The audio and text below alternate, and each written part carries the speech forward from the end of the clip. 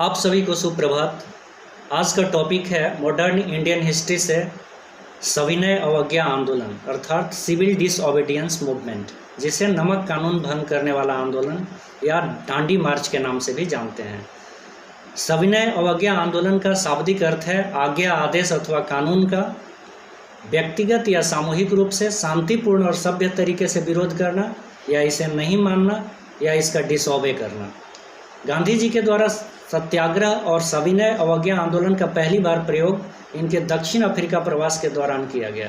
हालांकि ऐसा माना जाता है कि सविनय अवज्ञा आंदोलन की प्रेरणा इन्हें अमेरिकी विचारक हेनरी डेविड थोरो के निबंध सिविल डिसओबीडियंस को पढ़ने से मिली, जो नागरिक स्वतंत्रता सिविल लिबर्टी के प्रबल समर्थक थे।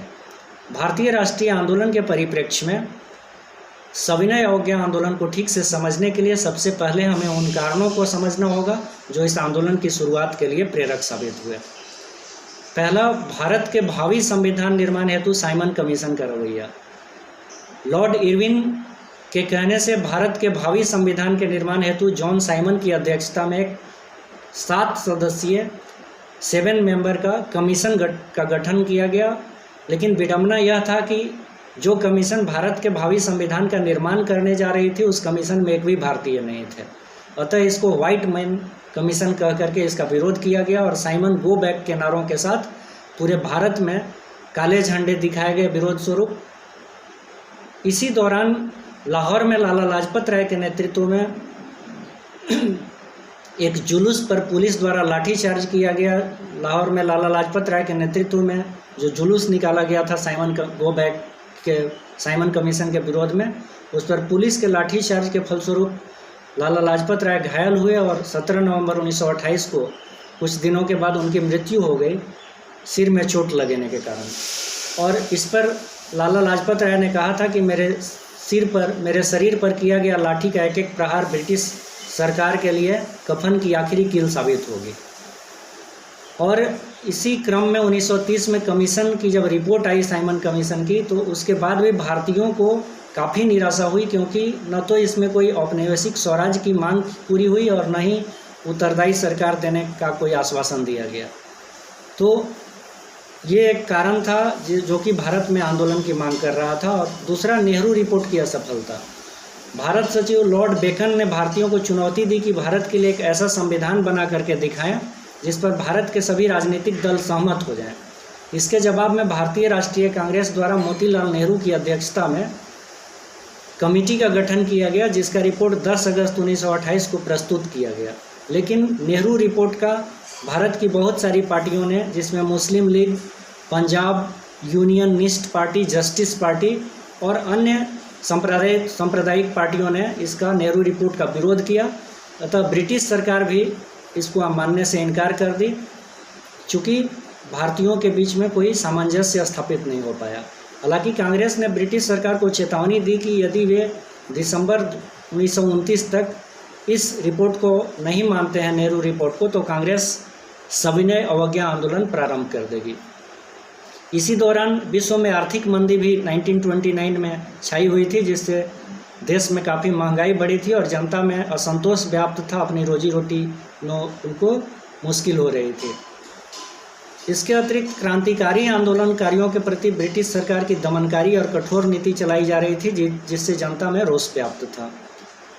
पूर्ण स्वराज की घोषणा इसी दौरान की गई। भारतीय राष्ट्रीय कांग्रेस द्वारा पंडित जवाहरलाल नेहरू की अध्यक्षता में दिसंबर 1929 में लाहौर अधिवेशन में पूर्ण स्वाधीनता का प्रस्ताव भारतीय राष्ट्रीय कांग्रेस के इस सम्मेलन में किया गया और 26 जनवरी 1930 को संपूर्ण भारत में स्वतंत्रता दिवस समारोह मनाया गया। इस अवसर पर कांग्रेस कार्यकारिणी समिति ने कहा कि फरवरी 1930 से गांधी जी को सविनय अवज्ञा आंदोलन प्रारंभ करने के लिए इसमें अधिकृत किया गया कांग्रेस वर्किंग कमेटी के द्वारा।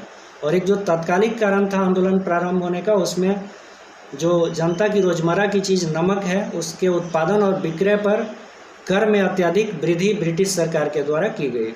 तो इन सभी स्थितियों को देखते हुए गांधी जी ने अब एक 11 सूत्रीय मांग तैयार करी और 11 सूत्रीय मांग फरवरी 1930 में Gandhi ji viceroy Lord Irwin से मिल करके उनके समक्ष भारतीयों की ओर से 11 सूत्रीय मांग रखते हैं और इन 11 मांगों में जो शामिल था उसमें था कि पूर्ण नशाबंदी किया जाए, मतलब नशा कोई ना करे, मुद्रा विनिमय में रुपए का महत्व बढ़ाया जाए, नमक कर की समाप्ति की जाए, मालगुजारी को आधा किया जाए, प्रशासनिक खर्च कम करने के लिए उच्च अधिकारियों के वेतन को आधा कर दिया जाए, सैनिक व्यय में 50% की कटौती की मांग की गई। जो भारतीय सी कोस्ट है, इंडियन सी कोस्ट है, जो भारत का तटीय इलाका है, केवल भारतीय जहाज़ों के लिए सुरक्षित किया जाए। विदेशी वस्त्रों पर कर लगाया जाए, टैक्स लगाया जाए, जिससे कि भारत के उद्योगों को, भारत के लघु उद्योगों को संरक्षण प्राप्त हो। सभी राजनीतिक बंदियों की रिहाई कर दी जाए जो आंदोलन के दौरान पकड़े गए हैं। गुप्तचर पुलिस विभाग की समाप्ति किया जाए या उन पर जनता का नियंत्रण हो। आत्मरक्षा हेतु हथियारों के लाइसेंस प्रदान किए जाएं। तो इस तरह की मांगें रखी गई और इन मांगों को इरविन के समक्ष गांधी जी ने प्रस्तुत करते हुए कहा कि यदि इसको नहीं माना गया तो उनके पास सविनय अवज्ञा आंदोलन प्रारंभ करने के अलावा उसके अतिरिक्त कोई चारा नहीं होगा। और जब उस पर कोई ध्यान नहीं दिया गया ब्रिटिश सरकार की ओर से, तो गांधी जी ने कहा कि मैंने घुटने टेक कर रोटी मांगी थी परंतु मिला पत्थर। ब्रिटिश सरकार केवल ताकत की भाषा समझती है और इस कारण से वायसराय के उत्तर से मुझे कोई आश्चर्य नहीं हुआ है। हमारे राष्ट्र के भाग्य में केवल जेल की शांति ही एकमात्र शांति है और समस्त भारत एक विशाल कारागार है। मैं अंग्रेज़ों के कानून को मानने से इनकार करता हूं और इस प्रकार गांधी जी के आह्वान से सविनय अवज्ञा आंदोलन का प्रारंभ होता है। 12 मार्च 1930 को गांधी जी अपने 79 समर्थकों के साथ साबरमती आश्रम से लगभग 240 किलोमीटर दूर स्थित एक समुद्र तटीय गांव दांडी के लिए प्रस्थान करते हैं। और इनका जो 79वां समर्थक, 79वां डिसिपल जो इन्होंने शामिल किया था अपने आंदोलन में, उसका नाम था खड़ग बहादुर सिंह, जिस पर हत्या का आरोप था। लेकिन फिर भी अहिंसा के इस पुजारी ने एक संक्षिप्त साक्षात्कार लेकर के उनका और खड़ग बहादुर सिंह को भी इस आंदोलन में उससे संतुष्ट होने के बाद उसको शामिल किए। लगभग 24 दिनों की यात्रा के बाद दांडी पहुंचकर गांधी जी ने 6 अप्रैल 1930 को सांकेतिक रूप से नमक कानून को तोड़ा, नमक कानून को भंग किया। सुभाष चंद्र बोस ने गांधी जी के इस यात्रा की तुलना नेपोलियन के पेरिस मार्च और मुसोलिनी के रोम मार्च से की। आंदोलन के प्रमुख जो कार्यक्रम बनाए गए उसमें था कि नमक कानून तोड़ना है, शराब और विदेशी वस्त्रों की दुकानों पर धरना देना, विदेशी वस्त्रों की होली जलाना, विदेशी वस्तुओं का बहिष्कार करना, स्वदेशी का उपयोग करना, विद्यार्थियों द्वारा सरकारी शिक्षण संस्थाओं का परित्याग करना, सरकारी कर्मचारियों के द्वारा नौकरी से त्यागपत्र देना, जनता द्वारा ब्रिटिश सरकार को कर चुकाने से मना कर देना, ये सभी आंदोलन के कार्यक्रम थे। इसका प्रभाव बम्बई, बंगाल, उत्तर प्रदेश, मध्य प्रांत, मद्रास सहित भारत के बहुत सारे विस्तृत क्षेत्र में फैल गया। ब्रिटिश सरकार ने इसको निर्ममतापूर्वक कुचलने के लिए प्रयास किया और हिंसक तरीके भी अपनाए। जैसे कुछ उदाहरण स्वरूप देख सकते हैं, सरोजनी नायडू, इमाम साहब और मोहनलाल के नेतृत्व में गुजरात के धरासना में आंदोलन पर किए गए लाठीचार्ज में और जहां की गोलियां भी चलाई गई, उसमें लगभग 300 लोग घायल हुए और 2 लोगों की मृत्यु हो गई। इस घटना को कवरेज देते हुए जो शांतिपूर्ण तरीके से आंदोलन कर रहे थे, बिल्कुल हिंसक नहीं थे, इस घटना का कवरेज देते हुए अमेरिकी अखबार न्यू फ्रीमैन के पत्रकार वेब मिलर ने लिखा था कि संवाददाता के रूप में पिछले 18 वर्ष से मैंने इस तरह का कोई नागरिक विद्रोह नहीं देखा, सिविल राइट्स नहीं देखा, लेकिन धरासना जैसा भयानक दृश्य 18 वर्षों तक मैं बहुत सारे दृश्य देखे, लेकिन गुजरात के धरासना में जैसा भयानक दृश्य मैंने अपने जीवन में कभी नहीं देखा। इस तरह की बातें वेब मिलर ने लिखी। अप्रैल 1930 में आके जाकर के और मई 1930 में गांधी को और नेहरू को गिरफ्तार कर लिया जाता है। फिर भी भारत में जनता का जोश और उत्साह के साथ जो इस आंदोलन में भागीदारी थी वो कम नहीं होती है। श्री राजगोपालाचारी के नेतृत्व में नमक कानून भंग करने के लिए तिरुचिरापल्ली से वेदारण्यम तक की यात्रा की जाती है। उसी तरीके से नागा विद्रोहियों का नेतृत्व जदोनांग नामक व्यक्ति करता है, जिसको कि बाद में हत्या के आरोप में ब्रिटिश सरकार द्वारा फांसी दे दी जाती है और उसकी फांसी के बाद उसकी बहन नागा विद्रोहियों का नेतृत्व संभालती है, गोडिलेन्यू जिसका नाम है। और उसी गोडिलेन्यू के कार्य से प्रसन्न होकर के, खुश होकर के पंडित जवाहरलाल नेहरू ने उसे बाद में रानी की उपाधि प्रदान की। तो इसी दौरान हम देखेंगे कि साइमन कमीशन की रिपोर्ट पर विचार करने के लिए 12 नवंबर 1930 को प्रथम गोलमेज सम्मेलन फर्स्ट राउंड टेबल कॉन्फ्रेंस का आयोजन किया जाता है लंदन में, जिसमें भाग लेने वाले 89 भारतीय प्रतिनिधियों में कांग्रेस का कोई भी सदस्य हिस्सा नहीं लेता है। सम्मेलन में हिस्सा लेने वाले प्रमुख भारतीयों में BR Ambedkar, Mohammad Ali Jinnah, Tej Bahadur Sapru, KT Paul, BS Srinivasa Sastri, Mohammad Zafrullah Khan और मीराबेन इत्यादि शामिल थे। सांप्रदायिक समस्याओं पर यहाँ भी कोई समझौता नहीं होने के कारण भारत की प्रमुख पार्टी, चूँकि इसमें कांग्रेस भी भाग नहीं ली थी, इसलिए यह सम्मेलन असफल साबित हुआ और अंततः 19 जनवरी 1931 को इसको स्थगित करना पड़ा। तो सविनय अवज्ञा आंदोलन की सफलता और गांधी जी द्वारा फर्स्ट राउंड टेबल कॉन्फ्रेंस में भाग नहीं लेने का फैसला देखते हुए तत्कालीन वायसराय लॉर्ड इरविन ने गांधी जी से मिलने का निश्चय किया और 5 मार्च 1931 को दोनों के बीच एक समझौता हुआ, जिसे गांधी इरविन पैक्ट या दिल्ली समझौता के नाम से जानते हैं। इस पैक्ट की प्रमुख शर्तें थी कि राजनीतिक बंदियों को रिहाई किया जाए, उनको रिहा कर दिया जाए। यह सविनय अवज्ञा आंदोलन के दौरान सत्याग्रहियों की जो संपत्ति जब्त की गई है उसको वापस कर दिया जाए। ये कांग्रेस की तरफ से जो मांगें थी, शराब, अफीम, विदेशी वस्त्रों की दुकान पर शांतिपूर्वक धरना देने वालों को गिरफ्तार न किया जाए, सरकारी कर्मचारियों को जो नौकरी से निकाले गए हैं या खुद त्यागपत्र दे दिए गए हैं उनको वापस ले लिया जाए अगर वो चाहते हैं तो, समुद्र तटीय इलाकों में नमक बनाने की आज्ञा दी जाए ब्रिटिश सरकार के द्वारा। इस तरह की मांग कांग्रेस के द्वारा की गई और ब्रिटिश सरकार के द्वारा कहा गया गांधी इरविन पैक्ट में कि कांग्रेस सविनय अवज्ञा आंदोलन को तत्काल स्थगित करेगी, कांग्रेस पुलिस जातियों के निष्पक्ष जांच की मांग नहीं करेगी, कांग्रेस द्वितीय गोलमेज सम्मेलन में भाग लेने के लिए तैयार हो जाएगी और बहिष्कार आंदोलन को बंद कर देगी। तो इसके उपरांत जब गांधी इरविन पैक्ट होता है, जिसको हम लोग दिल्ली समझौता के नाम से भी जानते हैं, तो इसके उपरांत सविनय अवज्ञा आंदोलन स्थगित कर दिया जाता है। और जब अप्रैल 1931 में इरविन की जगह लॉर्ड वेलिंगटन वायसराय बन जाते हैं तो गांधी इरविन पैक्ट का इन्होंने उल्लंघन किया और सितंबर 1931 के दूसरे गोलमेज सम्मेलन में गांधी जी के मांगों पर ब्रिटिश सरकार ने कोई ध्यान नहीं दिया। नेहरू रिपोर्ट के आधार पर संवैधानिक सुधार की गांधी जी द्वारा दी गई सलाह ब्रिटिश सरकार को, उसकी भी पूर्णतः उपेक्षा की गई। नेहरू रिपोर्ट के आधार पर किसी भी तरह की संवैधानिक सुधार की बात नहीं मानी गई और दिसंबर 1931 में द्वितीय गोलमेज सम्मेलन समाप्त हुआ, जिसमें गांधी जी को खाली हाथ वापस लौटना पड़ा। इसी दौरान किंग्सले हॉल में विंस्टन चर्चिल द्वारा गांधी जी का उपहास किया गया और उनको हाफ नेकेड फकीर, अर्धनग्न फकीर कह करके भी संबोधित किया गया। हालांकि गांधी जी ने भी इसका बहुत ही समुचित और संयमित उत्तर दिया और ब्रिटिश सरकार की शोषक प्रवृत्ति को उजागर किया। उन्होंने कहा कि जब इनको अर्धनग्न फकीर कहा गया तो गांधी जी ने उत्तर दिया कि अंग्रेज ही उनके भारतीयों के सारे कपड़े का इस्तेमाल कर ले रहे हैं, तो भारतीयों के पास बचता ही क्या है। तो इस तरह से उनकी शोषक प्रवृत्ति को उजागर किया गांधी जी ने अपने जवाब से। अगर हम आंदोलन के दूसरे चरण की बात करेंगे, जैसे प्रथम चरण तो गांधी इरविन पैक्ट के बाद स्थगित हुआ था, तो दूसरे चरण में हम देखेंगे कि जो द्वितीय गोलमेज सम्मेलन है उसमें वापसी के बाद गांधी जी पुनः सविनय अवज्ञा आंदोलन प्रारंभ करने का विचार करते हैं, उसको प्रारंभ करते हैं। तो गांधी जी का कहना था कि भले ही मैं द्वितीय गोलमेज सम्मेलन से खाली हाथ वापस लौटा हूँ, लेकिन देश की इज्जत को मैं बट्टा नहीं लगने दिया। क्योंकि हम देखेंगे तो गांधी जी जहाँ एक तरफ संवैधानिक समस्या उसी का हल निकालने में प्रयासरत थे, वहीं दूसरी ओर ब्रिटिश सरकार का दमन चक्र जारी था। उत्तर पश्चिमी सीमा प्रांत में खान अब्दुल गफ्फार खान के लाल कुर्ती आंदोलन को अवैध घोषित कर दिया गया।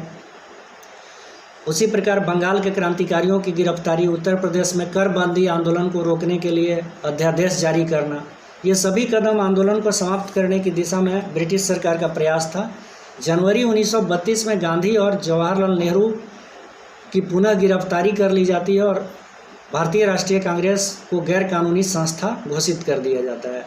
प्रेस पर कठोर प्रतिबंध लगाए जाते हैं, आंदोलनकारियों की संपत्ति जब्त कर ली जाती है। 1932 के अंत तक लगभग देखते हैं कि 1,20,000 लगभग लोगों को जेल में बंद कर दिया जाता है। तो ब्रिटिश सरकार की ये सभी प्रवृत्ति, ये सभी कार्रवाई क्रूरता को दर्शाता है कि वो कितने क्रूएल हैं आंदोलन को दबाने के लिए। ऐसी स्थिति में भी भारतीय राष्ट्रीय कांग्रेस और भारत की जनता के उत्साह में कमी नहीं दिखाई देती है। ये उत्साह से लगे रहते हैं। जैसा कि दिल्ली और कलकत्ता अधिवेशन भारतीय राष्ट्रीय कांग्रेस का इसी के बीच संपन्न भी होता है, जो कि लोगों के अदम्य उत्साह का परिचय देता है। हालांकि 16 अगस्त 1932 को रैमजे मैकडोनाल्ड ब्रिटिश प्रधानमंत्री के द्वारा कम्युनल अवार्ड की घोषणा की जाती है, जिसमें दलितों को पृथक प्रतिनिधित्व देने की बात की जाती है। इसमें गांधी जी पूरी तरह से इससे नाराज़ हो जाते हैं और वो पूना की अरवदा जेल से ही आमरण अनशन की घोषणा कर देते हैं।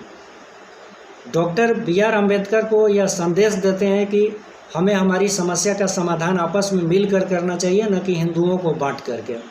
इसके परिणाम स्वरूप देखेंगे कि सितंबर 1932 में 26 सितंबर 1932 को पूना पैक्ट में दलितों के लिए विधानमंडल में 148 सीटें रिजर्व किए जाने की घोषणा की जाती है, जिसमें कि कम्युनल अवार्ड में अंग्रेज 71 ही दे रहे थे, लेकिन यहाँ बढ़ा करके अधिक सीटें गांधी जी के द्वारा प्रदान की जाती हैं, रिजर्व सीटें। लेकिन इलेक्टोरल कॉलेज से केवल बताया जाता है कि आप पृथक प्रतिनिधित्व न लें। इस पैक्ट पर दलितों की ओर से अम्बेडकर और अन्य हिंदुओं की ओर से मदन मोहन मालवीय हस्ताक्षर करते हैं। पूना पैक्ट पर प्रतिक्रिया देते हुए रविन्द्रनाथ टैगोर ने गांधी जी के बारे में कहा कि भारत की एकता और उसकी सामाजिक अखंडता के लिए यह गांधी जी का उत्कृष्ट बलिदान है। हमारे व्यथित हृदय आपकी महान तपस्या का आदर और प्रेम के साथ अनुसरण करेंगे। इसके बाद गांधी जी ने हिंदुओं एवं हरिजनों के प्रति पापों का प्रायश्चित करने के उद्देश्य से 21 दिनों का उपवास फास्टिंग प्रारंभ किया और उनका कहना था कि सरकारी दमन से जनता में भय का आतंक छा गया है। ऐसी स्थिति में वो 1933 में साप्ताहिक पत्रिका हरिजन का भी प्रकाशन करते हैं और 1932 में हम देखेंगे कि एक छुआछूत विरोधी लीग का भी गठन करते हैं। तो इस तरह से गांधी जी अब सामाजिक सुधार के कार्यक्रमों में अपने आप को आगे बढ़ाते हैं और अंततः अप्रैल 1934 में सविनय अवज्ञा आंदोलन पूरी तरह से स्थगित कर दिया जाता है, क्योंकि गांधी जी का मानना था कि अब ऐसा समय आ गया है कि ये आंदोलन कुछ समय के लिए स्थगित कर देना चाहिए। और गांधी जी साबरमती आश्रम त्याग करके वर्धा बम्बई में चले जाते हैं, यह कहते हुए कि जब तक स्वराज की प्राप्ति नहीं हो जाती है वो अपने आश्रम में, अहमदाबाद आश्रम में पुनः वापस नहीं लौटेंगे। तो हम अब अंत में इसके परिणाम, महत्वपूर्ण तथ्य और कुछ इसके निष्कर्ष के बारे में चर्चा कर लेते हैं। Effect, conclusion and it's important facts. इसके जो महत्वपूर्ण फैक्ट हैं, कुछ फैक्ट की चर्चा करेंगे जो एग्जामिनेशन पॉइंट ऑफ व्यू से महत्वपूर्ण हो सकता है। जैसे इसमें जब विदेशी वस्त्रों का बहिष्कार किया गया 1930 में, सूती कपड़ों का व्यापार पहले की अपेक्षा लगभग 1/3 रह गया था। बम्बई में अंग्रेज व्यापारियों की बहुत सारी मिलें बंद हो गई, जिसके फलस्वरूप बेरोजगारी उत्पन्न हुआ। तो भारतीय जो कारोबारी थे उन्होंने अपने कार्य को दुगने स्पीड में करना प्रारंभ कर दिया, जिससे कि बहुत सारी लोगों को रोजगार दिया जा सके। सविनय अवज्ञा आंदोलन में दलितों की भागीदारी अगर हम देखेंगे तो कम रही, चूँकि सामाजिक कुरीतियाँ व्याप्त थी और सामाजिक कुरीतियाँ व्याप्त होने के कारण दलितों को उतने अधिक संख्या में नहीं शामिल किया जा सका सविनय अवज्ञा आंदोलन में। ये इसका एक नकारात्मक पक्ष था। आंदोलन के परिणाम को देखेंगे तो ब्रिटेन से होने वाले आयात में काफ़ी गिरावट हुई। महिलाओं, कृषकों, श्रमिकों, छात्रों, व्यापारियों की व्यापक भागीदारी इस आंदोलन में देखने को मिलती है और ख़ास करके महिलाएं जब धरना दे रही थी शराब की दुकानों पर, तो पर्दा प्रथा को भी उन्होंने दरकिनार किया और ये इनके बहुत अदम्य साहस का एक क्रांतिकारी कदम का परिचय देता है। वैश्विक स्तर पर साम्राज्यवाद विरोधी संघर्ष की प्रगति का यह सूचक है।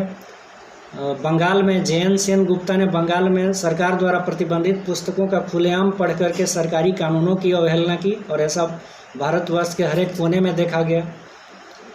अगस्त 1931 में गांधी जी दूसरे सविनय अवज्ञा आंदोलन में भारतीय राष्ट्रीय कांग्रेस के एकमात्र प्रतिनिधि के रूप में शामिल हुए।